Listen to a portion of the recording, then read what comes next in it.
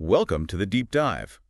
You're here because, well, you want to get the important stuff quickly, right? Without wading through tons of text. Exactly. Straight to the point. So today, we're diving into something that keeps popping up.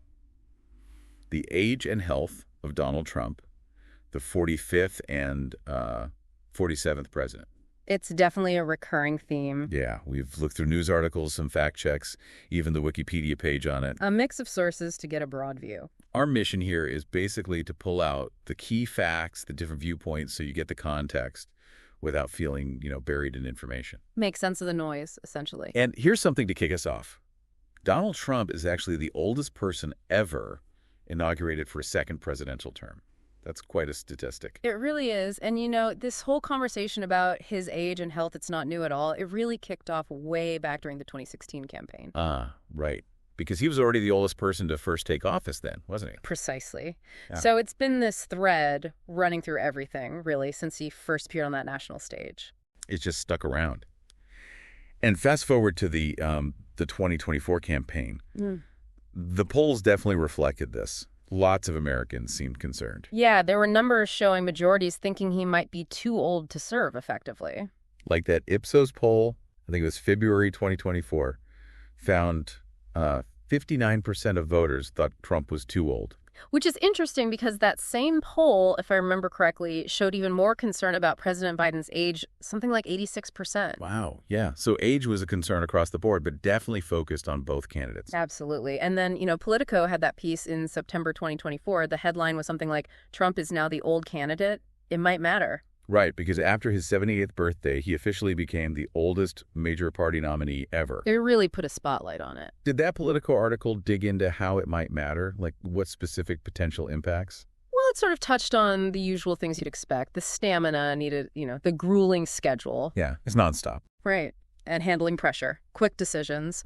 Plus just the general increased risk of health problems that comes with getting older, which could affect, leadership continuity. So less about definite problems and more about potential risks and perceptions. Exactly. It framed it more as a factor voters were weighing up, Okay, that makes sense. It's not just the number itself, but what it implies for such a demanding job.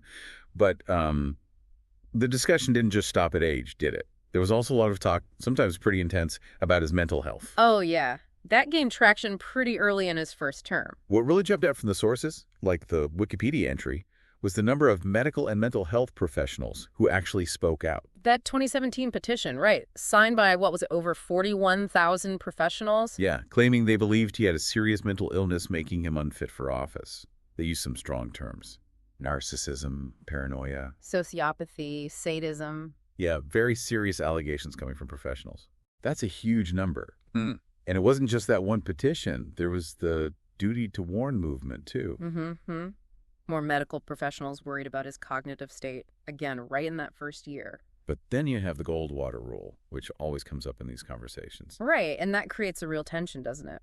The Goldwater rule, for anyone listening, it's an ethical guideline from the American Psychiatric Association. It basically says psychiatrists shouldn't diagnose public figures they haven't personally examined. Right? Exactly. To avoid, speculative armchair diagnoses that could be harmful. So you have this ethical rule on one side. And on the other, thousands of professionals feeling they had to speak out. Yeah, a sense of duty versus ethical guidelines. It's complex. And despite that rule, the public speculation didn't stop. I remember that interview with Robert J. Lifton, the psychiatrist. Oh, yeah, in 2017. He talked about what he called Trump's bizarre statements, maybe a disconnect from reality. He used the Obama birther claim as an example, I think. He did. And it wasn't just psychiatrists. The New Yorker mentioned a strange consensus forming, even some Republicans having doubts about his mental state back then. It's always hard to untangle, genuine concern from political motivation in these things. Absolutely. But when someone's public statements or actions seem, unusual, people are naturally going to ask questions. Like that tweet about the nuclear button in January 2018, responding to Kim Jong-un. That's a prime example. His comment about having a much bigger and more powerful button that works. Some people pointed to that as psychologically concerning. Yeah, that definitely caused a stir. And apparently it wasn't just public stuff. Vanity Fair reported that some of his own advisors were worried privately. Right, worried about his mental state when he wasn't in this sort of controlled White House environment. So these broader worries about mental health kind of narrowed down into specific questions about cognitive function, didn't they? It seems like a natural progression, yeah, from general mental state to, okay, how is he actually processing information? Which leads us to the MoCA test, the Montreal Cognitive Assessment. He took that voluntarily in January 2018. As part of his physical, yeah. And he made a point of saying he got a perfect score, 30 out of 30. But the actual detailed results never released. Nope. And it's interesting he chose the MoCA. It's common for screening mild cognitive impairment, but... But maybe too basic. Is that the criticism? Some professionals argue that yes, it tests memory, attention, language, but might miss subtle changes important for a president. And he definitely leaned into that test result. He kept bringing it up. Oh, famously. In that Fox News interview in July 2020. A person, woman, man, camera, TV. That's the one, describing the memory part of the test. And he was still praising that 2018 result years later, even in 2024. Which seems a bit odd, maybe, because surely a test from 2018 isn't that relevant years later. Well, exactly. The neurologist who actually created the MoCA, Dr. Nasruddin, he pointed that out himself, said 2018 results wouldn't really reflect cognitive status in 2024. Because things change, especially with age. Right. Cognitive abilities aren't static. It makes you think about that term, sane washing. Have you heard that used? I have, yeah. In this context, it basically means efforts to sort of downplay or normalize behavior that others find concerning regarding mental state. Like presenting it as rational when maybe it's being questioned. Exactly. Trying to smooth over the concerns, often by media or political allies. Interesting concept. Yeah. Okay, let's shift gears a bit. What about physical health? That's also been a big topic. Definitely. Going back again, remember that letter from December 2015? From his doctor then, Harold Bornstein. Oh, the one with the extraordinary physical strength and stamina. That's it. And the claim he'd be the healthiest individual ever elected. Really over-the-top language. And didn't Bornstein later say Trump dictated the whole thing? He did, which certainly changed how people viewed that letter. Yeah, you could say that. There was a follow-up report later that was more standard. Normal blood pressure, liver, thyroid, taking a statin. But still classified as overweight based on BMI, right? Yes. But the real intense focus on physical health probably came with his COVID-19 infection in 2020. Right. That was a period of real uncertainty. And factcheck.org had a timeline showing lots of contradictions in what was being said publicly. Yeah, it got confusing.